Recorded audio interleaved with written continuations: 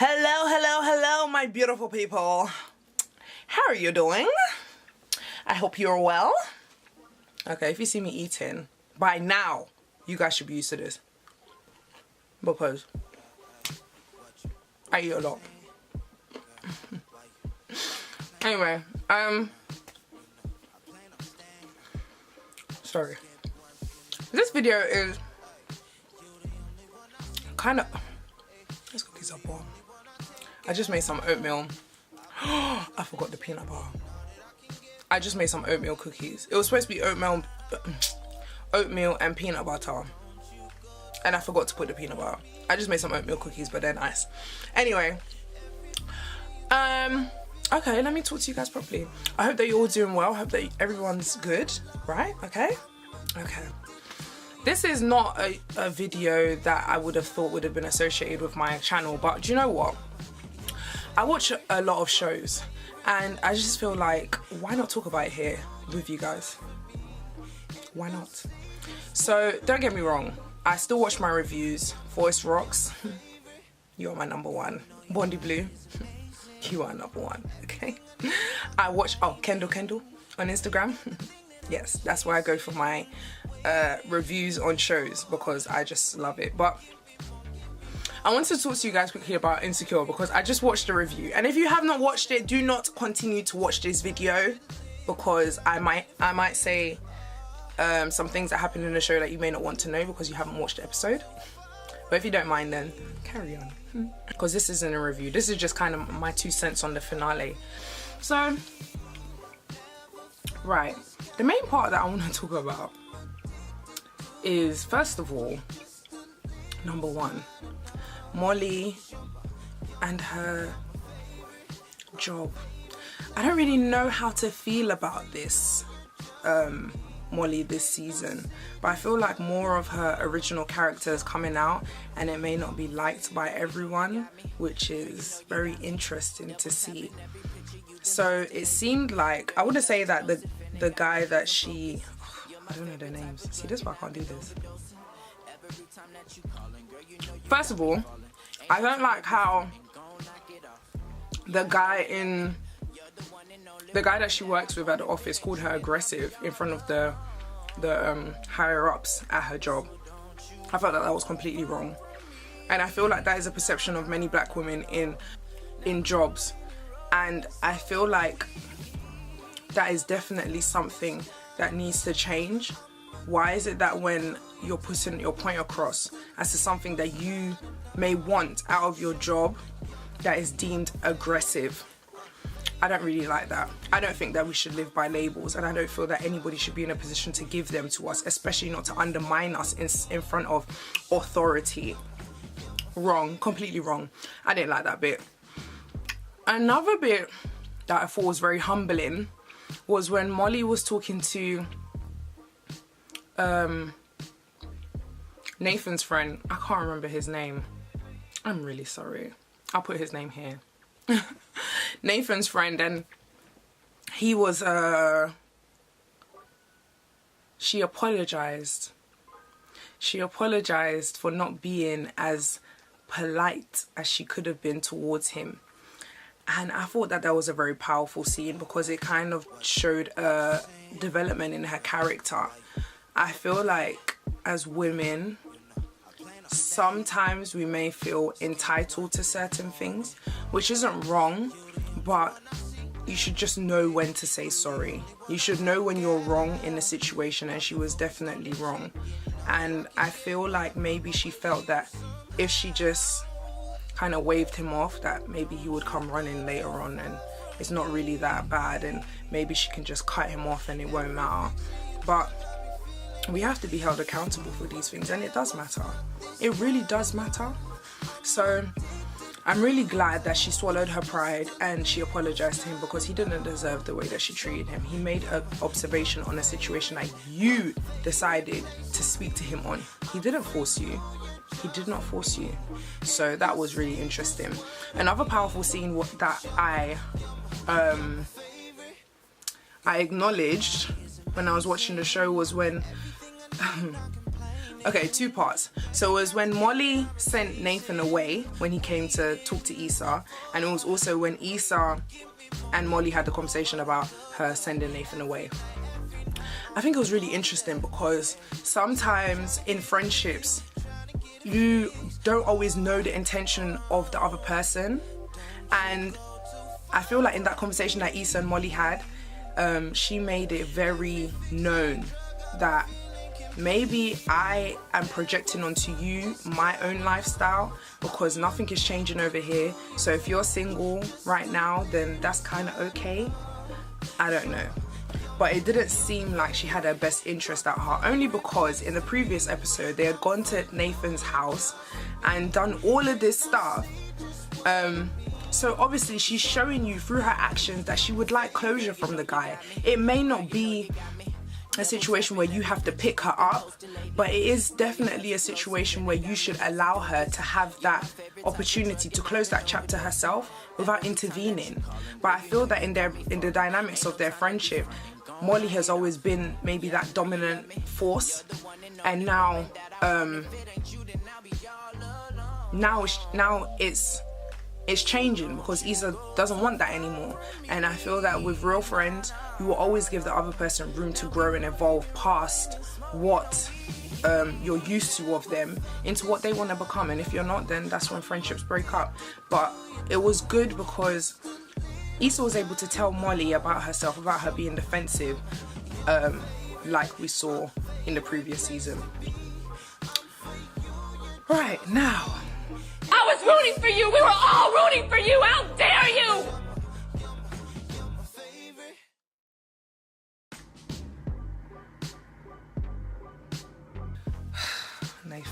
Nathan. I was really sad when Nathan ghosted because he was just saying all the right things, doing all the right things, being the right thing.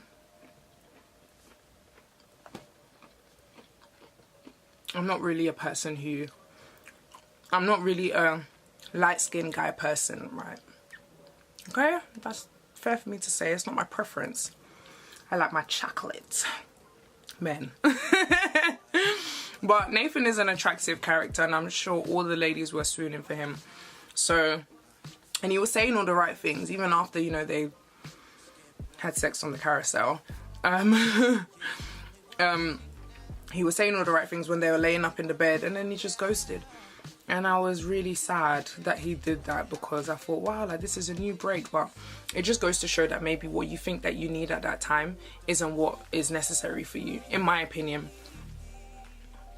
So after Molly did what she did, he came back, obviously, and brought the flowers again, set them at her door, and she called him and they had a conversation. I'm glad she stood her ground. She didn't invite him in.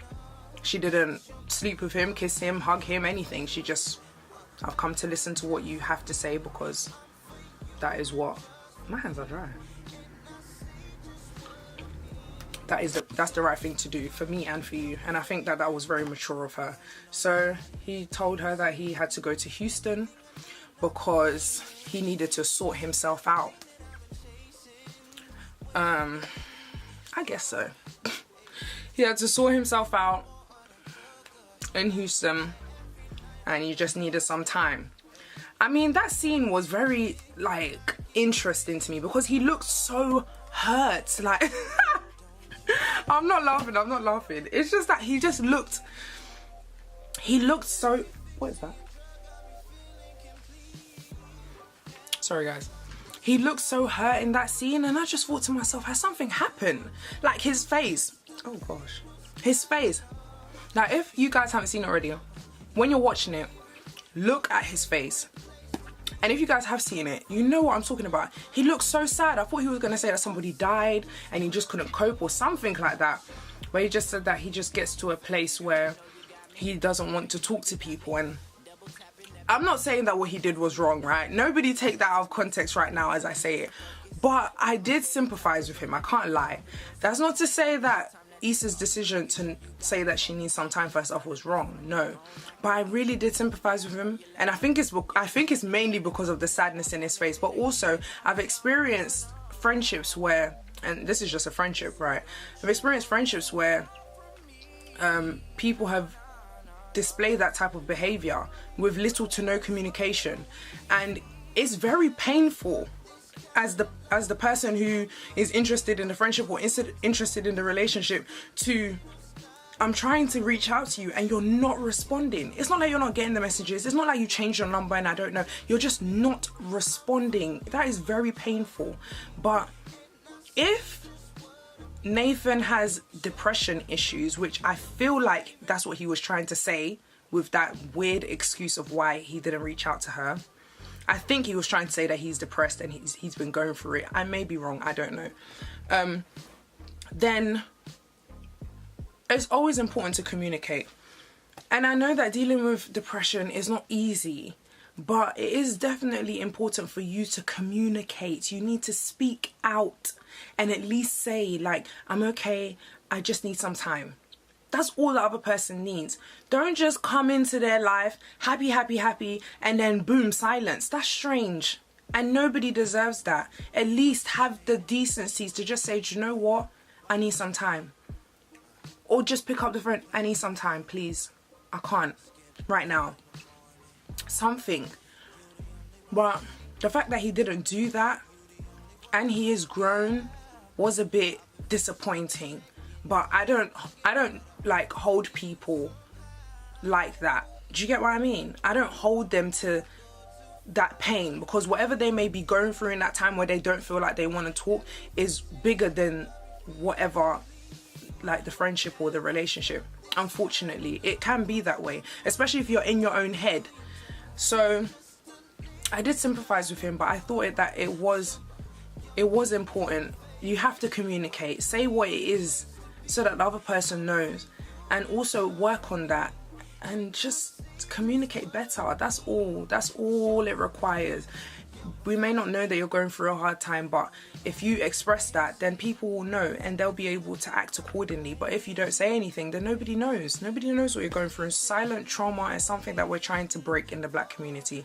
So please, please, please, if you're going through something and you have people around you who are trying to reach out to you, reach back. Please, please, please do not reach back. It is very, very, very painful for all people involved, because the sadness in his eyes, I promise you, I thought he was going to say something like, my mum died, God forbid. But do you know what I mean? Anyway, when you guys watch the episode, you'll see what I mean. Yeah, I think one of the last scenes with Molly, sorry, that was a bird.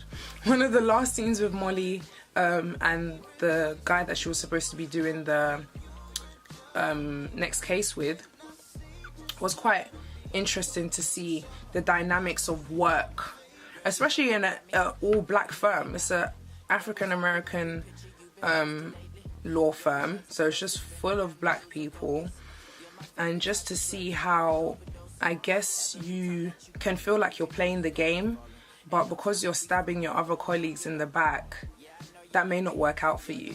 And I feel that Molly took her old behavioral patterns from her old workplace into her new workplace. And sometimes you need to bury those old habits in your old workplace or in your old situation and develop new ones. So I guess this is just part of her learning process. I hope that next season is developed or highlighted more. I think we need to see how that's going to pan out.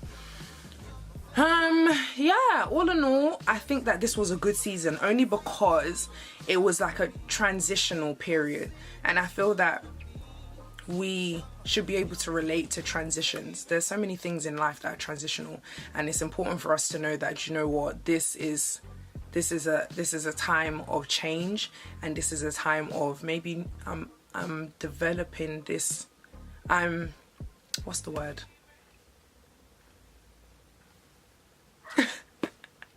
I'm changing in order to invite new opportunities into my life, and I feel that that's what this whole season was. It wasn't like the past seasons that we've watched, so it was definitely different, but I liked it because it was something that I think maybe Issa Rae can relate to in her own life. Imagine from the first season till now, a lot has changed, and I like that she brought us into her world with this season and with the season finale, and I'm glad that she's just standing on her own. I want to see more of herself next season. I don't really want to see her and Lawrence because I buried that. I buried it. That's done. But yeah, that is it. I think that's everything that stood out to me in the episode. I may do this next season. I'm not sure. I'm not a reviewer. Please, if you want to watch reviews, go to Forest Rocks or Bondi Blue. Those are my top two. Kendall doesn't do reviews on Insecure, but just watch those shows, okay? And you will get all that you need because I go there first. I don't know about y'all, but yeah, this is just my 2 cents. So that's what we're gonna call this segment, my 2 cents on whatever the show may be. In this case, it's Insecure. I'll put that here. Anyway, no. Okay, royal family, I hope that you have an amazing day. Don't forget to pick up your crown on the left and move to the right because it's all right over here. Okay, guys, see you later. Love you all. Bye.